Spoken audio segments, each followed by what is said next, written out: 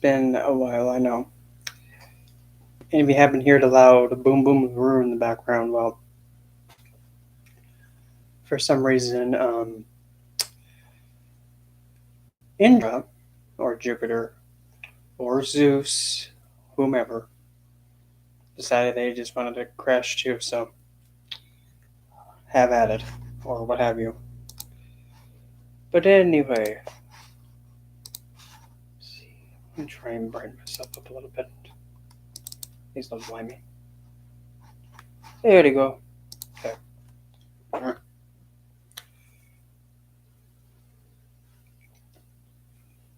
And a good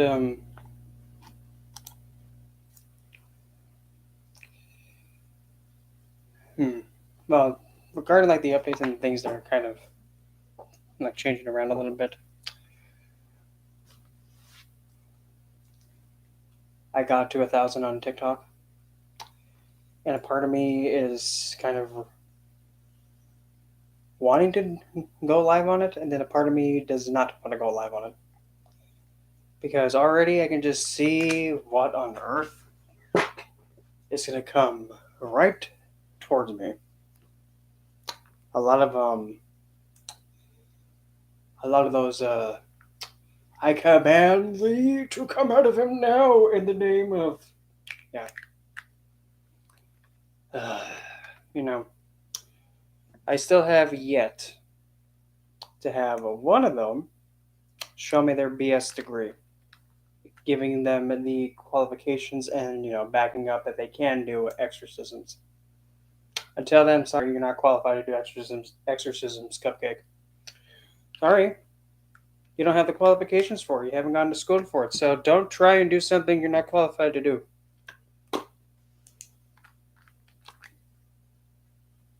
Just saying.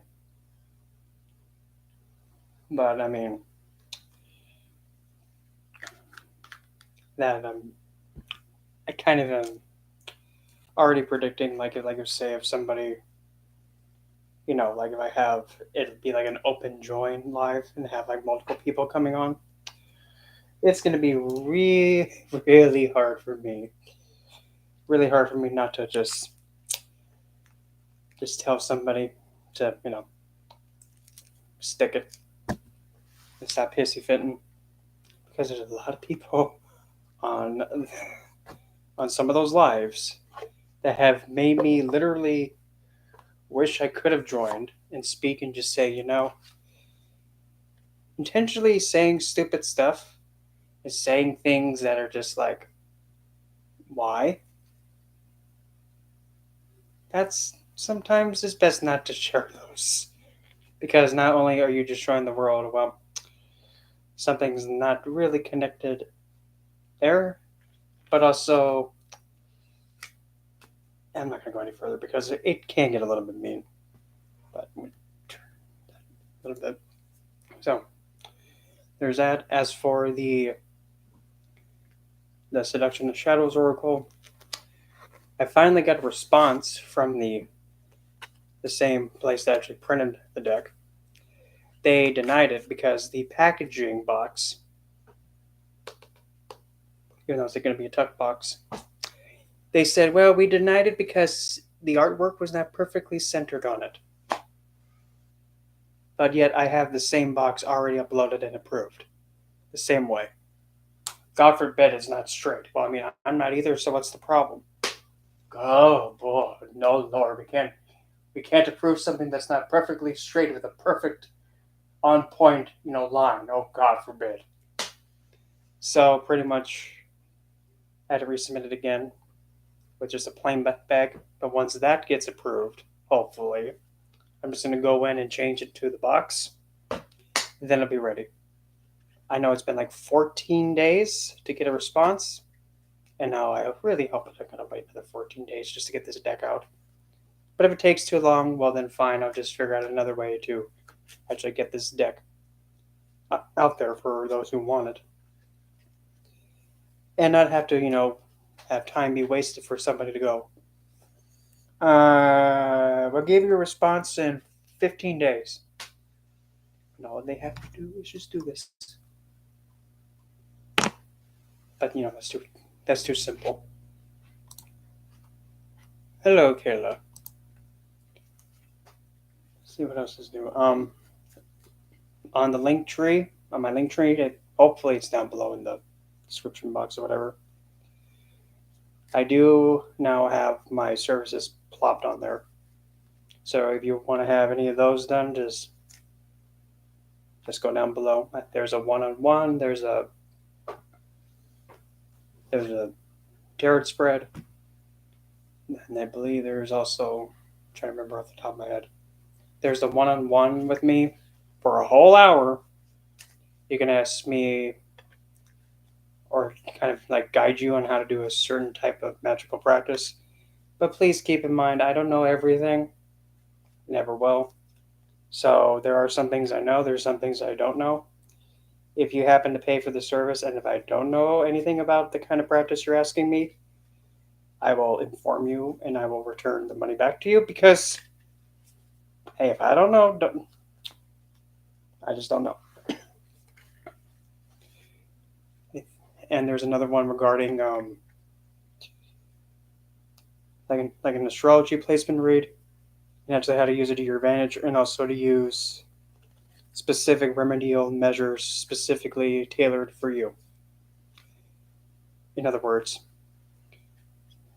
by like looking at your placements, say like if you're wanting to have a better love connection with your significant other and you happen to be a Capricorn ascendant, so your seventh house would be ruled by moon. So in that regard, you would take something like, well, let me just give some more practical examples of ones you can use, because I don't think everybody has a piece of Larimar lying around. And that. Okay. There's my Scoochie. No. There's my blue bloody honeybear. I just saw it a few seconds ago. Where the heck is it? Give me my bloody blue topaz. 1, 2. Okay, brownies. Jigs up. Jigs up, brownies. Give me my blue topaz. That's not a request.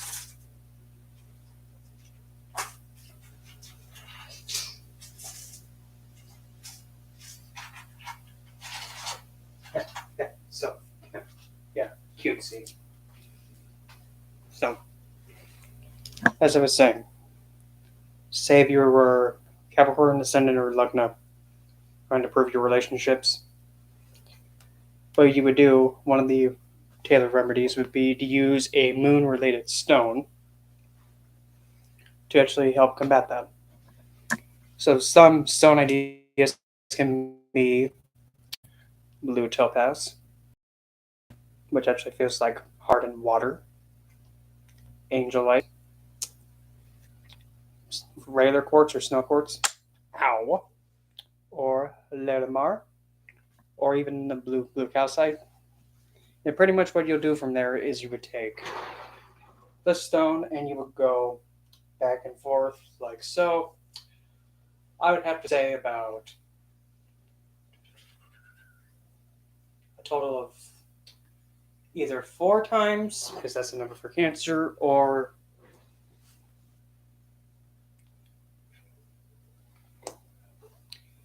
well, I would say 28, but usually it's 27 because that's how many nakshatras there are. So 27 times, like starting at the waistline, right, down, up, all the way to the other side, then down, going back and forth, a total of 27 times. Because what you're doing, you're activating the planet, you're activating the sun in Cancer, moon, with Larimar, and doing it a specific amount of times related to the moon, you're really activating that spot. So that's one example. Let's see, is there anything else that's different? Other than that, I really can't think of anything else off the top of my head. Yeah, I really am kind of a little bit like I'm not at all intimidated to even try going live on TikTok. I'm not at all. is just, starting and all of a sudden having, the painfully hissy fitting, religious he who funds trying to swing at me. Because I can hold my own. But I just don't want to deal with a lot of people saying, "Oh, you're gonna go burn in hell." Well, no shit, because that's my matron's name, Hell. That's her name. So, yeah, I know you're new here, but come on, hon. Or no. The power of Christ compels you. Nope, not feeling it.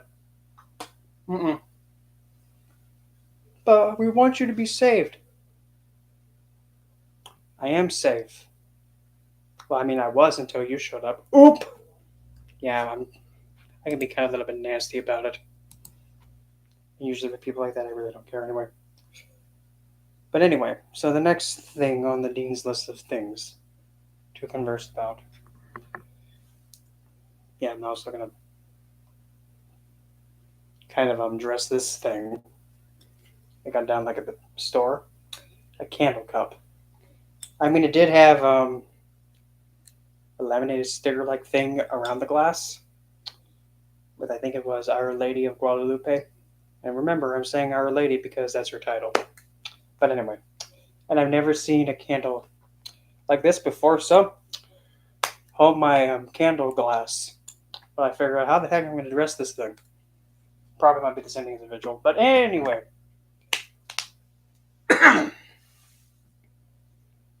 About the mic's on still.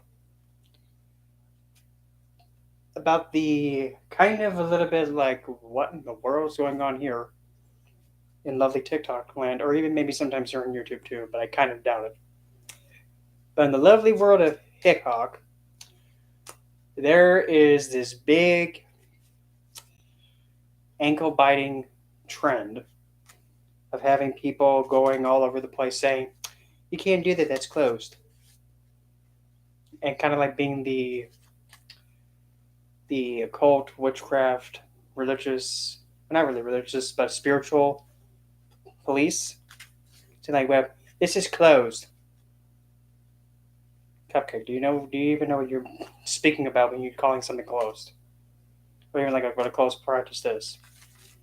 And a lot of them just don't even know. They just say, "Oh, well, it's closed because it's like here's a good one." This one really took the cake for me. Well, Lilith, oh, she's closed because she's Jewish. Really? Lilith is closed because she's from Jewish mythology, or she's from that Jewish belief.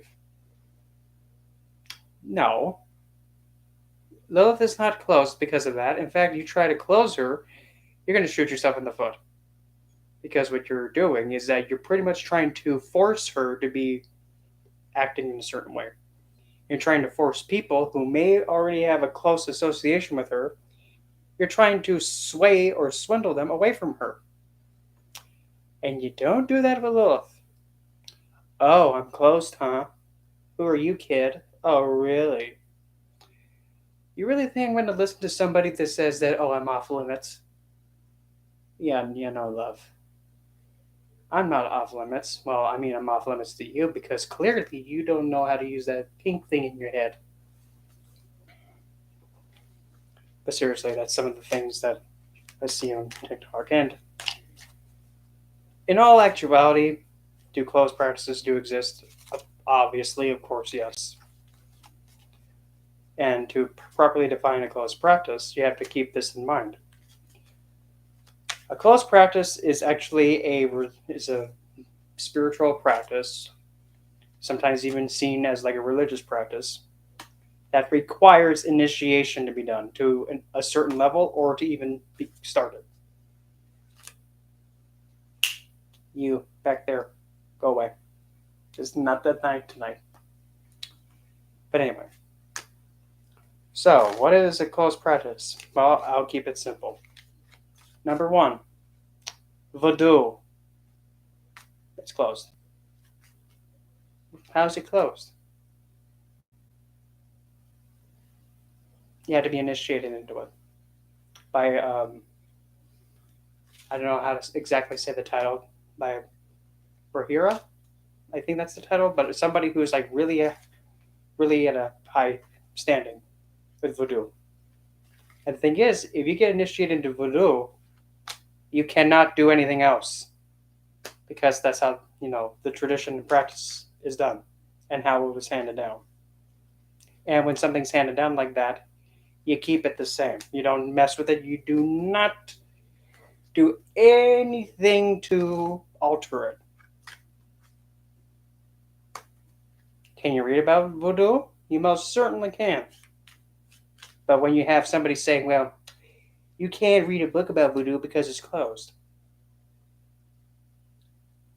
So you're telling somebody who's interested and wants to actually learn about the practice just because they're really fascinated by it.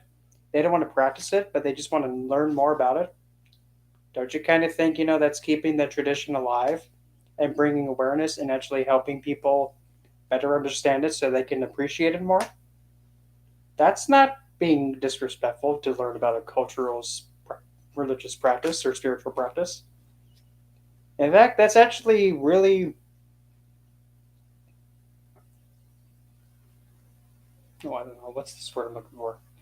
It kind of shows that you kind of give a shit about their culture and you want to actually understand them. When you have somebody wanting to understand you better and willing to put in the time and the effort to, usually it's really appreciated. And there are some places, like American Native Land, you can't set foot on there unless if you're part of the tribe and you have tribal blood. You cannot step foot in some of the grounds because it's sacred ground. You cannot put a footsie, a finger, or your face anywhere in the boundary because it's sacred land. That well, obviously, of course, that's a closed. But going around saying, well, you can't use, let's see here. Oh, this is a good one. Well, you can't do Vastu because it's closed. I've had someone tell me that. So I can't do Vastu, which is part of Vedic astrology, which I have my certificates in. You mean to tell me that I can't do anything related to Jyotish? But I know how to do Vastu to some extent, and some parts of my room are actually practicing it. And who are you, Cupcake? Do you have any kind of certifications or any kind of degree in Jyotish at all? Which, by the way, you can get a doctorate in it. I saw that, Cupcake. If you really wanted my attention, can you just ask for it when a time when I really have the patience to? Because I don't know if you saw that, but something just went. But anyway, what else about this closed practice thing? Oh. How do I put this in a nice way?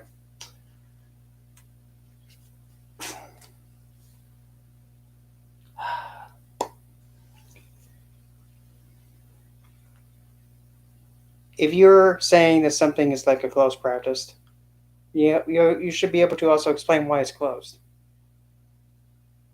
Because some people don't know why it's closed and they want to know why it's closed. It's not being disrespectful because you're trying to figure out why it's closed. Saying and getting into a big hissy fit about it. But when they're trying to understand it better, well, no. If something doesn't make sense and somebody wants clarification, give it to them. Don't be all like, well, we can't do that because it's closed.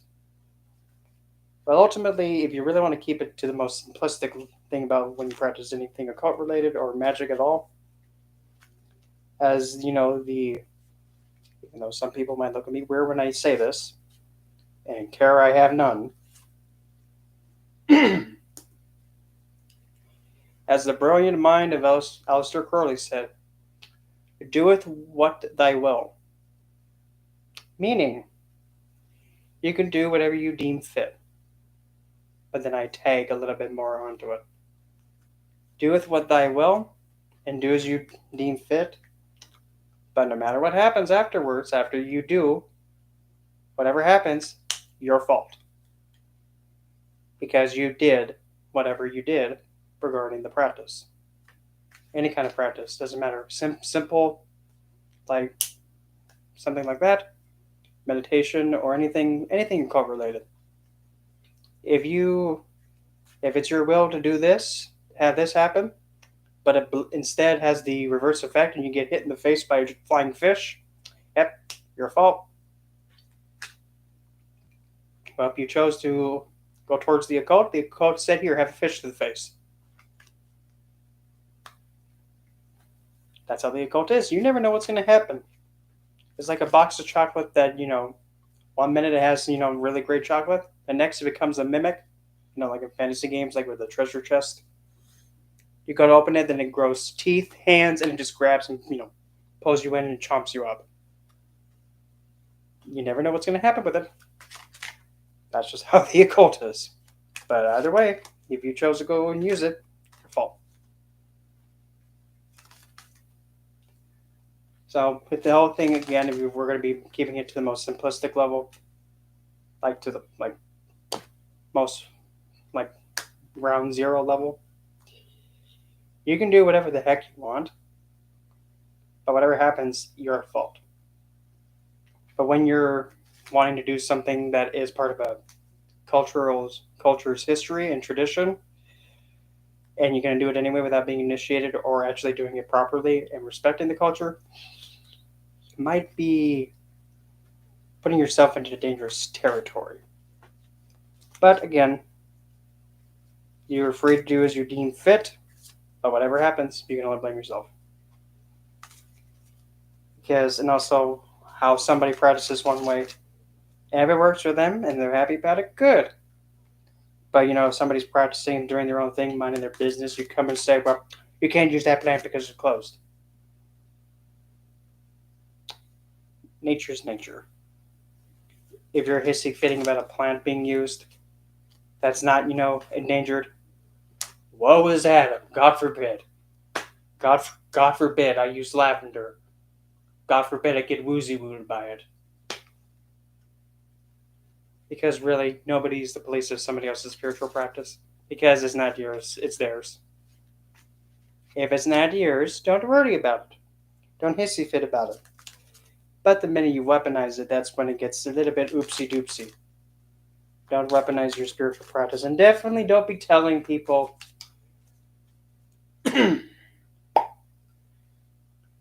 don't be saying things that, kind of put,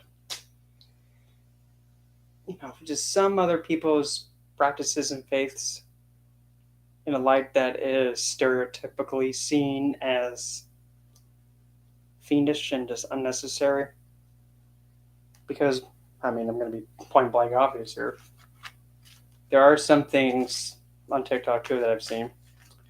People actually acting pretty out of line and kind of just uncalled for towards some of the people that practice Satanism. I've seen a lot of it. It makes me agitated. Because to be kind of point blank about it, if you're swinging at somebody's belief system and they're a Satanist, you're not saying vulgarities, putting them down, and just all that nonsense. Hi, bigot. You're doing bigotry, and you're kind of insinuating, or kind of showing signs of doing, an attack against somebody's protected status of faith. I mean, it's a belief system, it's a faith, just like any of the other ones. It don't matter what it is, because that's their faith. That's what they believe. If you're going to be acting bigoted towards them because of what they believe, okay, so then we can go swing at, for an example, the out of line Shions that actually put them down. Okay, so if you were going to say that you have the right to, okay, well, turnabout's fair play. Oh, and you wonder why, you guys claim that you get, persecuted. Well, because you guys are trying to be in the, newest Jackass movie. Jackass, let's see.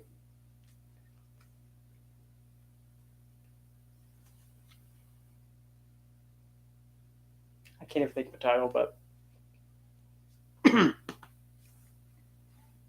on all seriousness though. If people keeps doing that crap, it's just like why is it so hard just to see somebody else's belief system, even though you don't agree with it, and nod with it, acknowledge it, and just don't even bring it up, and you don't even have to swing at them verbally. Because I mean, I've actually been on a live stream at one, and people have been kind of saying stuff like, "Oh, so is it true that you guys actually kidnap children and kill animals and do stuff like that?" Which I mean, I couldn't hold my peace. I mean, I just told him like, if you think like that, by a stereotype like that, there's something wrong in here. Somebody might have some psychological issues right there. Hey, don't look at me. If you think somebody has the capacity to do that, and all you have is their belief system and their faith as justification for it, sorry, Cupcake, you're being bigoted. Nope. Both hands, butts, or tushies. So that's the logic. Okay, then. So if you're going to be making that accusation against somebody who's a Satanist, okay, so then that's the case. So what if I was to tell you this then? Oh, you're a Christian. Oh, you believe in Christianity? Okay. So does that mean you guys bandle up like the Crusades and go to different cultures and slaughter everybody and pretty much enforce your he who found ways? Hey, that's what happened, and I'm just assuming that because that's what they've done all the time. Oh, we're nothing like that at all. Oh, really? Then how come you're still swinging? I mean, just saying. But I mean, it's the same thing. Just like with the idea of like the incident with the told by their own father because they weren't dating Muslim guys, and the father was trying to use religious law or religious belief to justify murdering his own two daughters. Well, in my belief, I'm allowed to do that. Yeah, at that point, I mean, I would just be point blank harsh, just saying so. So you mean to tell me this then? You're using your religious belief system to justify killing your own daughters. Well, you know what that sounds like, right? Well, the devil told me to do it. Well, Allah said I could do it. Okay. No. You still did it. Guilty. First degree murder. First degree murder. Cutthroat. Done. And also because one of the girls was 17. Oh, pretty much child abuse. First degree murder of a child. And because, since two victims and in the household, probably there was some domestic violence going on. I mean, saying that your religious faith said it's okay to do it doesn't mean you should do it. Probably my favorite example. Well, we can hit a woman if they don't listen. So you're justifying striking your own wife because the book says that you can if she disobeys you? Oh, what a shame. Oh, what was you? She said no, she doesn't want to do anything right now. She's not feeling well. God forbid. God forbid she didn't jump up when I want her to do a jump. God forbid. My life's over. Because that's not a anywhere near of a good reason to even harm your wife. Why? Why would you want to swing at the person who's helping you trying to find your way to divinity? Why are you going to swing it or risk harming her? Without her, you ain't going to find your way, Cupcake. I'm just saying, hon. Oops. And even, why would you want to even strike someone else? Because they said no. Well, no. Oh my god, they said no. This is blasphemy. Wow, that's pathetic. I mean, don't get me wrong. A faith is a faith.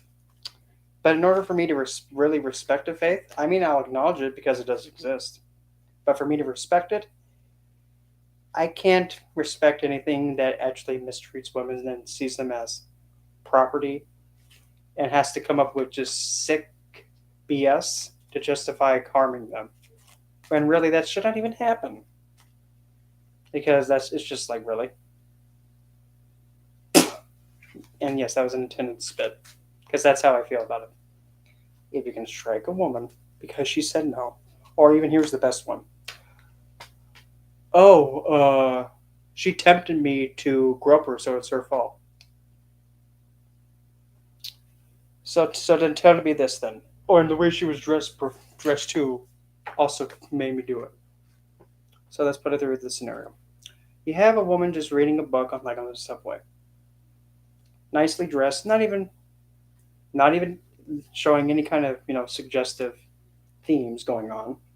Just minding her own business, just reading a book on the subway, just nice and peaceful, and just really just reading. Then out of nowhere, completely out of nowhere, didn't even know the guy was anywhere near her. She just feels some flat. So you tell me this: how can it be her fault if she's reading a book and doesn't even know the guy exists? How can she even tempt him in the first place when she doesn't even acknowledge his existence?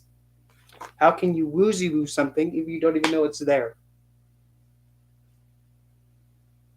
Then let's take it another step further. So, my good sir, answer me this then: who has the body part attached, you know, to point? Not her. Okay, so we know who's attached to. Okay, then who had the idea of carrying that out? Not her. She's too busy reading her book. So the guy did again. Okay. So now the big question: who made the choice to act on the thought of acting out of line? Remember, the woman's reading her book, minding her own business.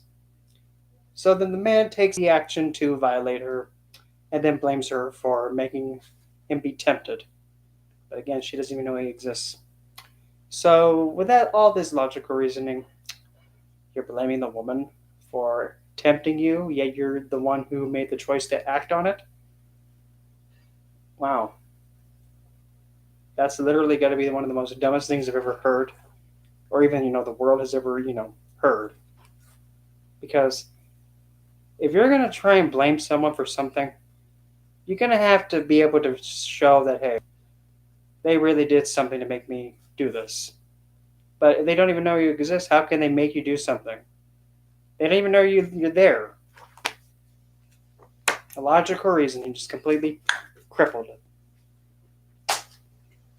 And I'm sorry.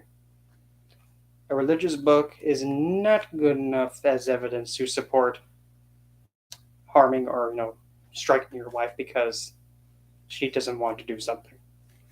Why not Why don't you be the head of the household and lead by example by respecting her wishes and try to help her instead? She doesn't want to do anything. She doesn't want to go out and walk because she's not feeling well. What about this for an initiative? Why don't you get off your tushy, go out and try and find something that can best help her condition instead? Because I swear if you invest in helping making sure she's okay, she'll probably get better much faster and maybe will want to walk with you like how you wanted. But nope, she didn't get up. I could hit her. That's just like pathetic. It's like pathetic. Because it takes a special kind of stupid to just use that logical reasoning to, carry it out. Because why? Because it's kind of embarrassing that humans even think like this. And I've been neglecting the chat, so I'm going to have a look.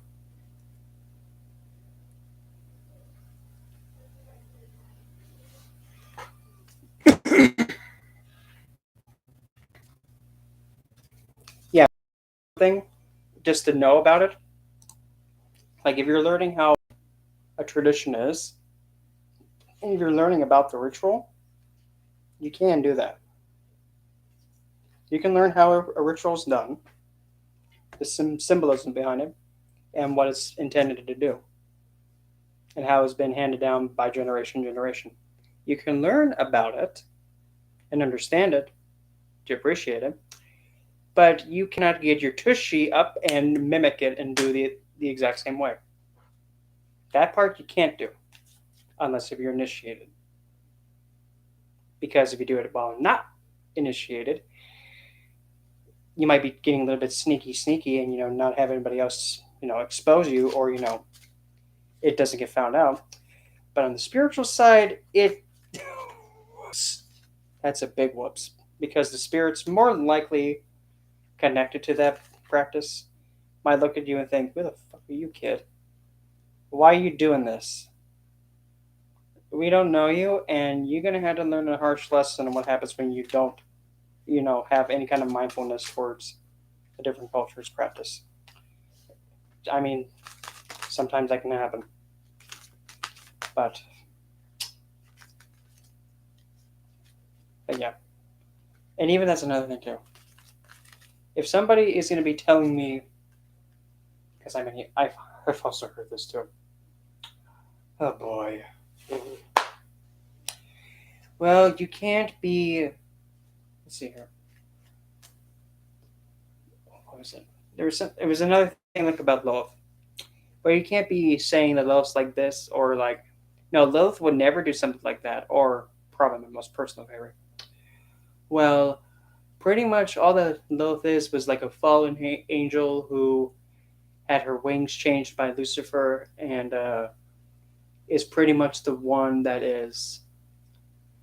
How do they put it? I can't remember exactly, but pretty much just saying stuff, and it just made me just have to just tell them, okay, listen.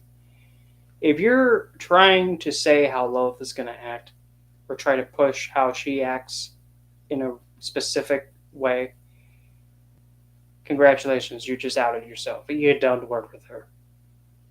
Because with her, again, she's unpredictable. She does what she pleases. She does what she likes.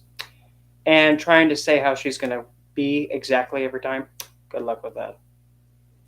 Because that's pretty near impossible. And trying to have her do something with your will and trying to push her to do it, it's never going to work. Because trying to tell her, help me with this. Why? Why should I help you, love? Maybe you should handle it yourself. Be a big boy and handle it. I forgot men are useless. They always need a hand, but they have two of their own. Meh. But no, seriously. And some people have even tried saying, well, I'm going to try and summon Lilith. Well, there's a fine difference between summoning or actually calling out to an entity and inviting it. When you invite an entity, you give them the power to choose, which for Lilith is humanly big. Because when you give her voice, that means a lot. And even if she says no, she will keep that in mind, that you gave her the choice. Because when you do something as small and simple like that, it makes a big difference. But now, if you're trying to summon her, it may not work. In fact, it probably most likely won't. Oh, you're trying to summon me, huh? You think I'm going to listen to someone, crying and begging and, demanding me to go to them? Why am I going to go to somebody who's so, oh, yeah, come to me, please? Why? And besides, when you're doing your own thing, and if you're doing exactly what you want to do, being in your best empowered state, she'll maybe most likely will just come to you on her own. Because Lilith, as a divine being, when somebody is in their power and regularly in it and maintaining it, she may have her curiosity get picked and think, what's going on over here? Well, it looks like a lot of fun over there, so let me see what's going on. Huh. Well, this person really does know how to, really live life here. Very exquisite. she'll just appear on her own. But if you start going the other route of not being in your power and letting your voice be taken away and not act in your best interest and how what you want to do, as soon as she came in to celebrate, immediately she'll just no, no, no, no. Well, looks like looks like he fooled me. Oh, this joke is so old. The cake is a lie because she doesn't want to be around those that just aren't really centered in themselves and putting themselves first. It's not because she is choosy like that. It's because she knows her worth and she wants those that she goes towards. She wants them to stay in that state like she's in. I do as I deem fit. I want to enjoy myself. I want to have a lot of great experiences. And if somebody gets in the way, who? What person? There's nobody in my way, but there's somebody standing in front of you. I don't see anybody. Oh, I hit a wall.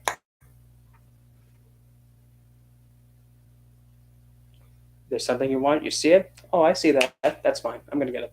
But hey, I wanted it too. Well, should have moved. Because she is one that, some people do say that she's better quality. Well, yeah. But in all reality, she's more of a like, I know what I want, and there's only one answer when it comes to am I going to get it? It's yes. And there's no other option and no negotiating. I see it, I want it, got it, that's it. And just telling her no, I don't suggest it. But it was even more funny. I've actually had somebody think it'd be cutesy to kind of also try and say that they were able to do like an exorcism or banishing or just some kind of binding thing onto Lilith. When I hear something like that, like, oh, I bound Lilith. Really? You bounded her, huh? I wonder how the hell you did that. Oh wait, you didn't. Because if you knew how Lilith is, the minute you try to bind her, it's gonna explode in your face. Oh, you're gonna try and do the chains and whips thing on me, huh? No, hon. In fact, you don't even know my size. Dude, I strongly suggest don't even attempt it. Because trying to bind her and compel her to do things, it's not gonna work. If anything, she'll probably instead put you in the bind and make you be the one getting whipped and made to roll over and made like a joke. She's definitely one that you don't want to mess with. Besides, why would you even want to mess with her? If anything, she just wants to enjoy everything that she encounters and actually have experiences that are really bringing her fulfillment. She wants to enjoy and not have a life of boring. So if that's what she wants, so why not? I mean, if you were to have a being come towards you because you're having a lot of fun and they want to, have fun with you, don't think vulgar because that's a stereotype too that people have said on Hickok that agitates me. If you're having a lot of fun, if somebody wants to come along for the ride and enjoy it with you, and why say no? And of course, some people might say, well, would they take advantage of you? The thing is, that won't happen. Well, but getting to like what I said a few seconds ago, when you have somebody also kind of like advocating and pushing her as a just something to look at for enjoyment and not being objectualized, I think that's the word. Yeah, when I hear people say that, it's so hard for me not to say. So if you work with her, then why are you calling her something that's related to using her as an object? Because if you did work with her, you would know 100% that you would not do that. But she doesn't care if I call her these names. Just because she doesn't give a damn or give a about it, doesn't mean that it's okay to do it. Calling her a vulgarity just because she doesn't care if you do or not doesn't mean that you should do it and it's okay. In fact, that should even make you think. If she doesn't care about it, are you going to make the choice to still insult her like that? Because if you're still making the choice to insult her like that, even though she doesn't care, that just shows that, wow, nice character you got there. You're insulting a being that you're claiming to work with. Okay. And even though she doesn't care to call her that, by your logic, you're still making the choice to insult her. That's not working with a being. That's kind of backwards. Why are you going to insult a being that is choosing to invest with you? Why are you going to swing at, those that are on your side? What is this? Come on now. This isn't Jackass. Lose your head edition. Actually, Jackass. Adam loses his head edition. Yeah. Wait. Jackass. Lilith's next beheading of Adam or something like that. Imagine that TV show. Oh my lord, I have a lot of stuff. Okay, here we go. Hi, Kelly. Yeah.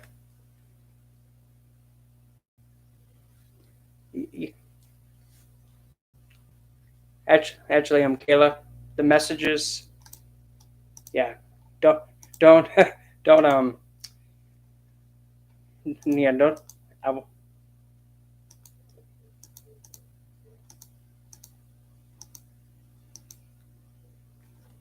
Yeah, Kayla. Oh, so that way you know, Kayla. That's actually an astrologer friend of mine, Rory. So you don't have to worry about him. Don't worry about him. He's not at all acting. He's not at all speaking things that are like gonna cause a big. Oh, I know his character. It's okay. It's okay. You didn't know.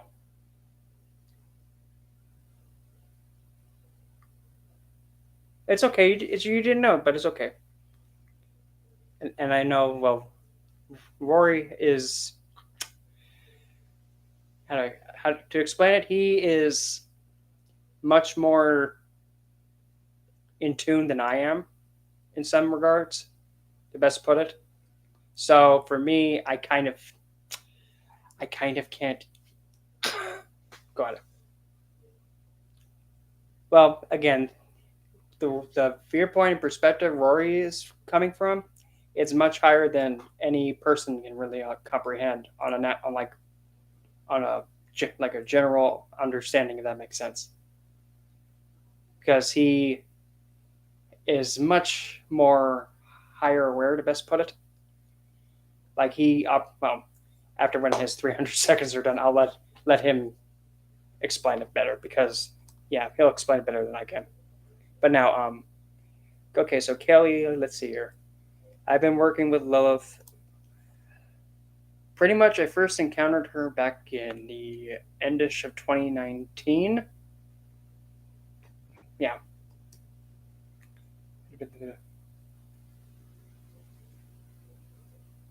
Yeah, and the thing is too, with her. Oh, it's okay. Don't feel bad. No, no, Kayla, don't feel bad because the thing is, how can I make you know? How can I do? No, no. How can I get agitated about something you didn't know was a whoopsie? How can yeah? And oh yeah. Actually, I will say the thing about like what Rory says. Sometimes she likes a challenge. Yes, I can say that. But the thing is, if you're gonna be, trying to like compete with her, just make sure you know what you're getting yourself into, because she is unpredictable.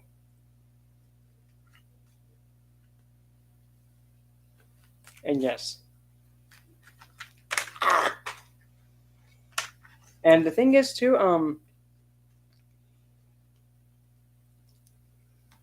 and actually, Kelly, everybody has the three parts of, like the three planetary bodies of Lilith. Everybody has them. Everybody has a black moon. Everybody has an asteroid, and everybody has a dark moon. But now, so reading her astrologically, she's different, very different. Like it's you have to look at a lot of specifics with her because saying a one size fits all, no, not at all. And the thing is, here's actually a really interesting debating point. Being intoxicated is actually getting closer to divinity in the spiritual world and spirituality. When you're intoxicated, as the brain is naturally and the perspective is, when you're intoxicated, your perspective changes. It's not a bad thing, but it also can't be a good thing if you're not careful. It's putting your awareness into that state. An intoxicant's an intoxicant, nothing wrong with it. But when it possesses you and makes you become blinded by it, that you can't function, then we have a little bit of a problem. And the thing is, whenever you're doing anything like that, always, always, always, always, I don't care if you've done it 50,000 times, always have somebody you can trust with you, just one, to be there, to ground you.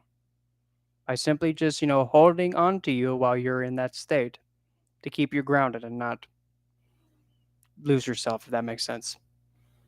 Always have one person for safety reasons. Because safety of the self, that's kind of not negotiable. To be honest, not negotiable. But the thing is,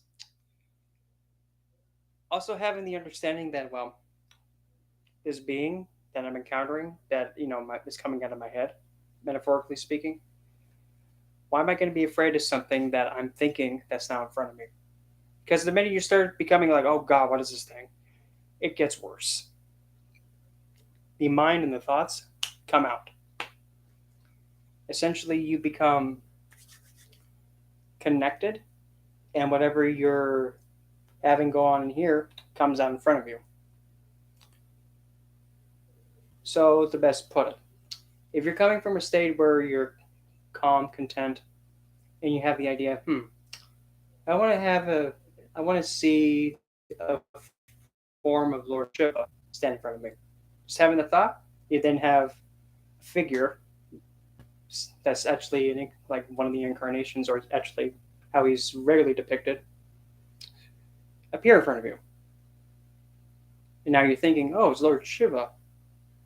Well, I mean, I'll just speak for myself. I mean, if that was to happen, I mean, the first thing I'm going right down, touching the feet. Like, face plant, touch the feet. Because I'm already getting goosebumps just thinking about it, but still. The state that you're in and what you're feeling and how you're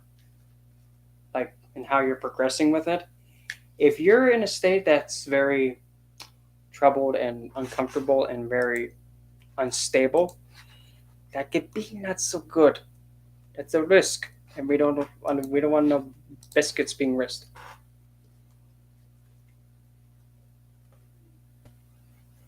Yep, precisely.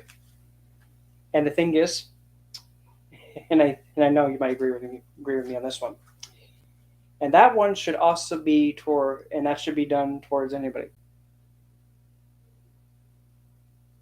Yeah, and I mean the thing is, again, whatever you do, as long as you're able to function and live and not be completely taken over by something, heck, have at it. And I mean, it's your life, your experience, and how your story plays out. The only thing that I can do is be like, be careful of this. Watch off with that ledge. But if you don't listen and just go off the ledge, I have to try. But as I was saying, so like touching the feet, and now this goes, and I would have to say for like anybody, regardless of class, especially like of course, from anybody from the Brahmin to the Agoris. And when people hear Agori, they might not know what that is, but the Agoris are very, very, yeah, they stereotypically just how they appear might be all, I don't know, I'm kind of scared. Why? Why be afraid of the Agoris? Yes, they're cannibals, but that's the practice. And there is, I believe, I think it's Arada Nakshatra, that if you were, I think it is, I might be wrong though, but if you were to get a blessing from an Agori, if you're conversing about it, and all of a sudden out of nowhere they just go and slap you, that is one of the best alleviations of so much karmic debt that you better not retaliate. Mm-hmm. And that's also that's Rahu owned, and that's one of Shiva's, and that's actually one of Lord Shiva's nakshatras, right? And isn't it, that's also the one that's howling, right?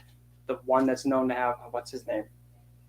The one who yells because he's outcasted for doing something that's just, but everybody pushes him away, and him being exiled on his own. I love it when that happens. You just simply speak, and then you come to realize, oh, wait a minute. Besides the nakshatras are coming alive again. Oh, I love it. Oh, I just got goosebumps. Great. It looks like Moon is standing on top of my K. Chandra is standing on top of my K2. Oh, well, man.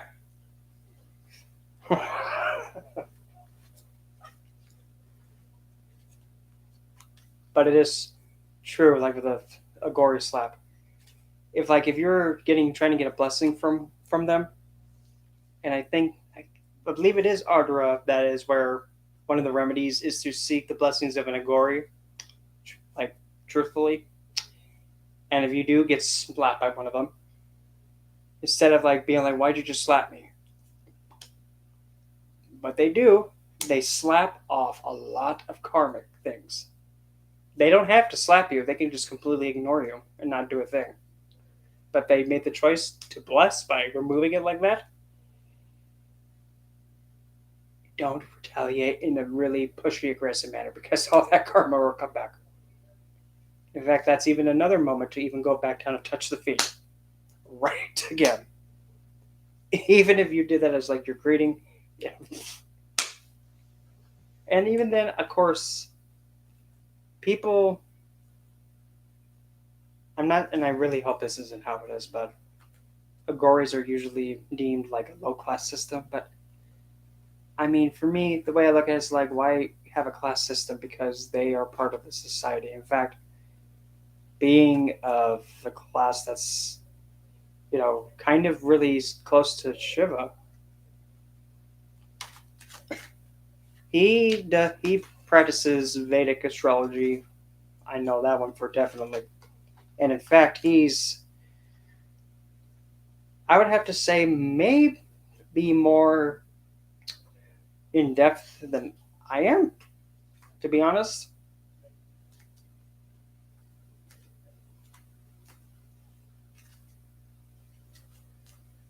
Yeah, though, but still, I mean, for me, I still have to give, recognition and credit to where it's due. Because I feel like, wait a minute, I can't be the one being like, yeah, I know, I'm fancy woo, but somebody else here is even fancier than me in some regards. Yeah, you can definitely tell my shunny is way more powerful than my Surya. Nope, kid, don't flame. Okay.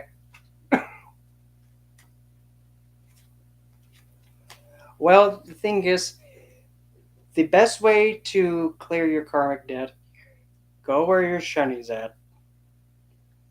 Go where Saturn's at. And the thing with Saturn, when you actually make it known that you want to, go and take on your karmic debt and actually start paying it off, you'll encounter it. And the thing is that with Saturn, he wants you to get your karmic debt paid off fast as possible.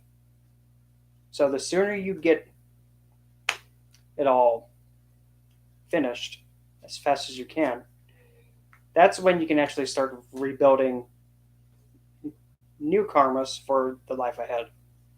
If you incarnate again. If. Because there are some that just come down. Again, not just because they're locked in the karmic cycle, but they come back down to help people get out of it. And regarding the karmic deck, I mean, it could be something as simple as even. Oh boy, I think I think he might know what two nakshatras I'm talking about. Maybe there might be two karmic depths that heck. You don't even have to be born. You just have to be developed in the womb and not even be born yet. Like have a miscarriage. There might be an incident where one of the karmic depths is to like not even come into this life again as a living being, to be aborted or have a miscarriage or be miscarriaged. Something is so small and small. Mm-hmm. Mm-hmm.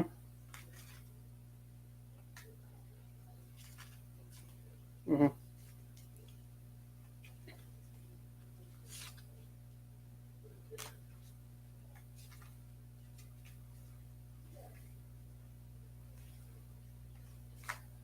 Well, what do you feel guilty about?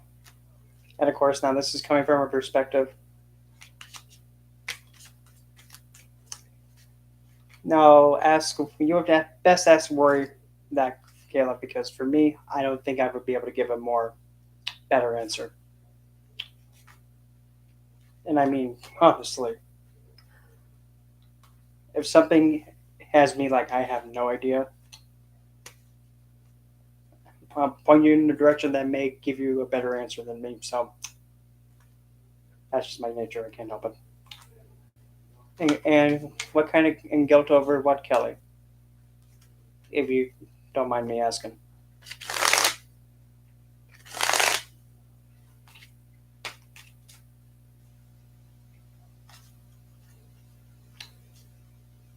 That name sounds so familiar. I don't know. I'm digging through my brain.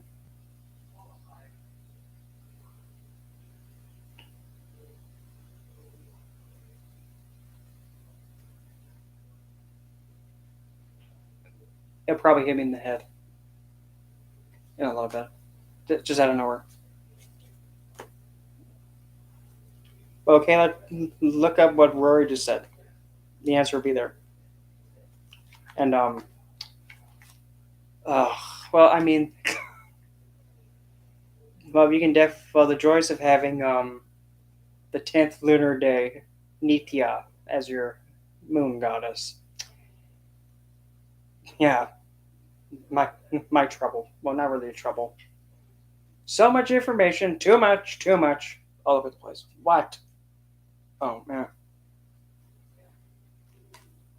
Neither this or that, non-negotiable, just completely. It's good because well,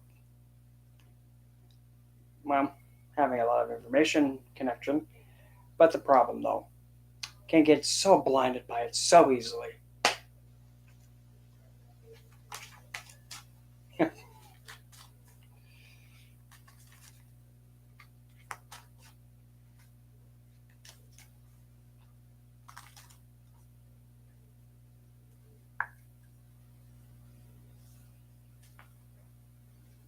Oh, and another thing too. You know what? Really, I don't look forward to. Uh, I really don't look forward to having the eclipse happen right on top of my Venus in the same nakshatra as her.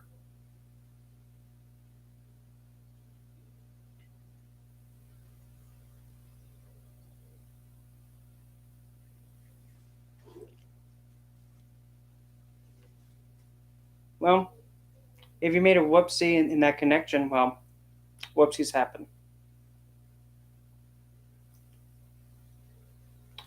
Well, that's kind of not really the idea of the karma, if that makes sense. Because for having like the idea of like you swing this way and then the same kind of negative swing will come back to you, not exactly.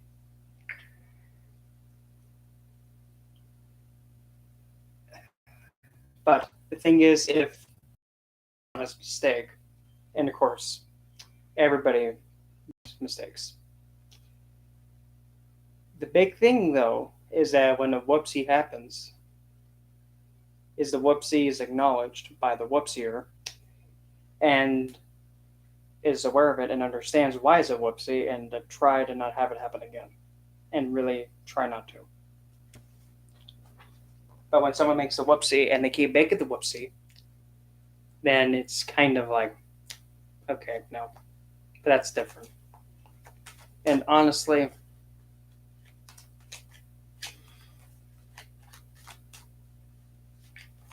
oh well, the thing is, one of the most simplest things to do is to really just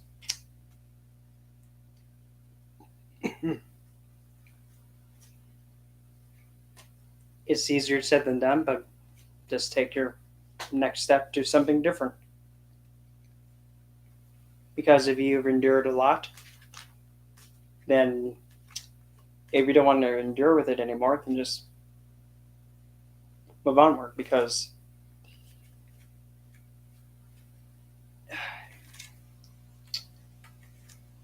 it's a I can't really give like an accurate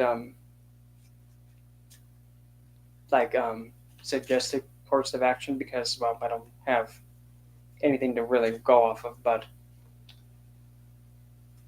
the best thing is that whenever you're trying to make a decision on when to do something or have something happen and so that way something else can happen, it's best just to figure out and have a game plan of what you want to do and then take the first step, then the next, then the next, then the next.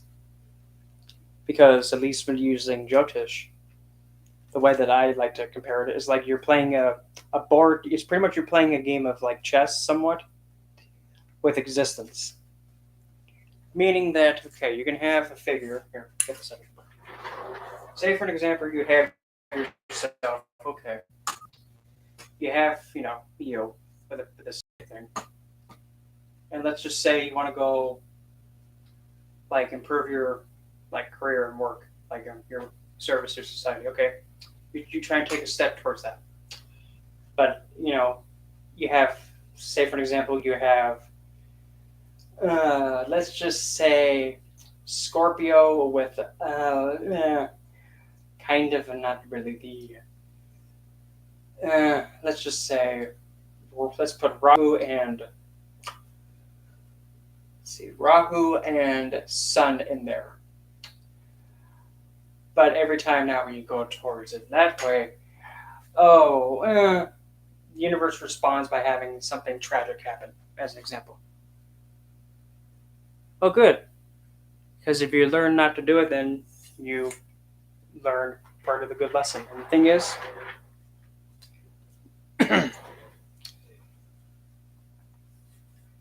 yeah, how am I going to put this? Literally everything that exists on this lovely planet Earth, literally everything from soup to nuts, literally everything has an astrological birth chart. Every little thing, everything from a country being established to literally when an animal is born.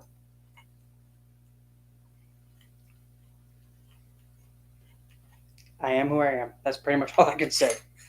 And I mean, the most that I can say is, well, I try and do my dang bloody best to, help people get out of the rut. But then again, having a really potent Venus, or, having a really potent Shukra, for me, it's just natural. But anyway, as I was saying,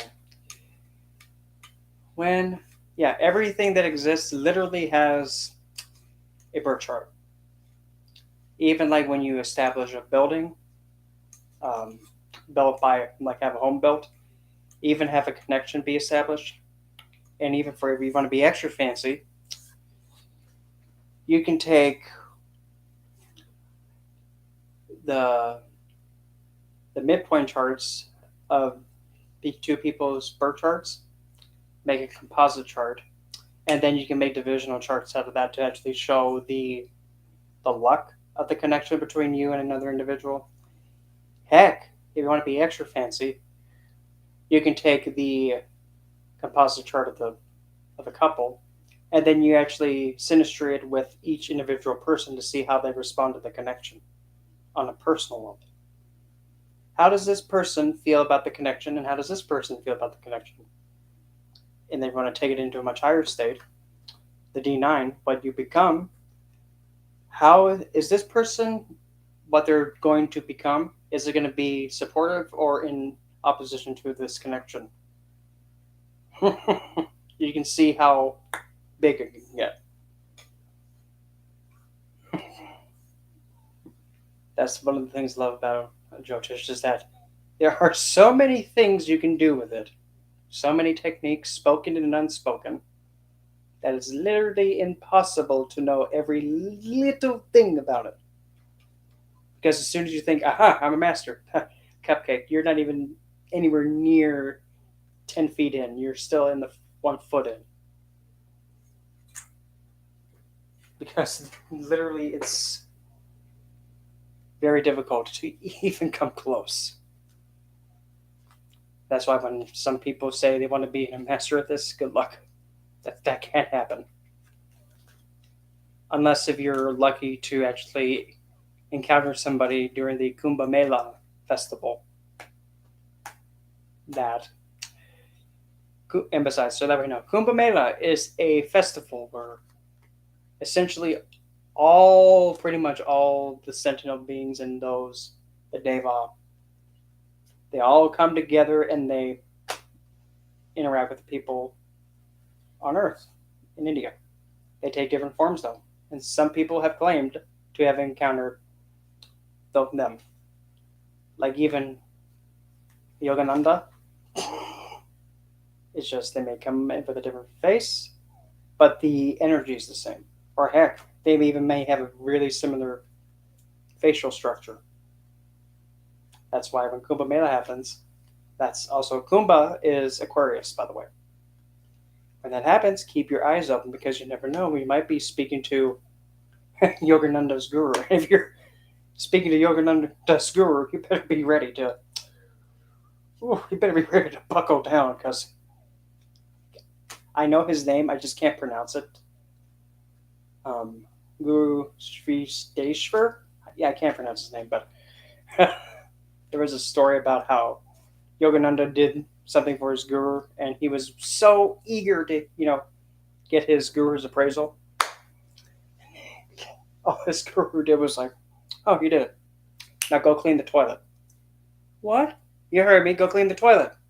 Yes, guru. He was so ready to, have his guru be impressed and just said, "Go clean the toilet."